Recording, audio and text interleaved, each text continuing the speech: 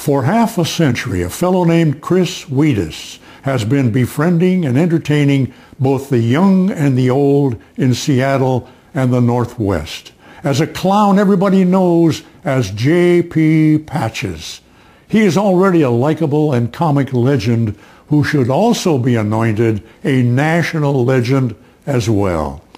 As television's supreme clown, he became a frolicking hero to all four of my children beginning in the late 1950s on Seattle's Cairo TV. And even I learned to enjoy him and his uproarious antics as I sat beside my kids to watch. First, because they insisted that I watch with them, and later because he entertained me too. It's not possible for him to count his fans because they communicate with him from the far reaches of Washington State and from Oregon, Idaho, and even British Columbia. Even though he retired from his weekly TV show, he continued his appearances at birthday parties, shopping center events, schools, and just about everywhere else in the region. Throughout his clowndom, he has cavorted among and along with his longtime sidekick, Bob Newman, another comic character as a bewitching rascal named Gertrude. Most surprising of all is the fact that they have always done their clowning, including their programs on TV, without a script. Everything was ad-libbed. A statue of J.P. and Gertrude will soon grace the Seattle landscape, a direct tribute to the clowning duo, and even more important to both Wedes and Newman, a project designed as a fundraiser for one of their longtime beneficiaries, the famous Children's Orthopedic Hospital. It's a tribute to their many years of service to children and to charity.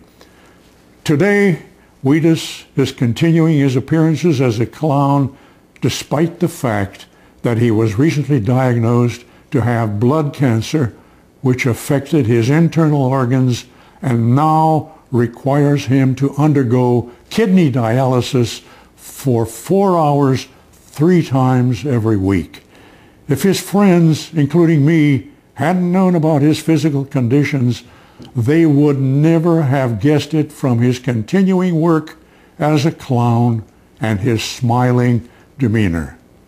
Chris, or JP, and Bob, or Gertrude, have been especially important to me, not only as cherished friends, but also as extremely helpful camera and floor workers at Cairo TV. I can't count the times they gave me valuable advice when I joined the station as a commentator after years as a newspaper columnist and an executive.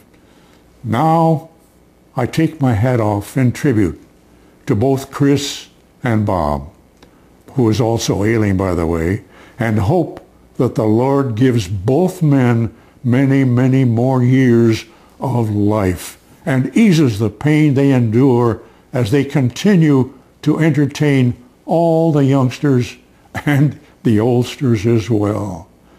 God bless you, Chris and Bob.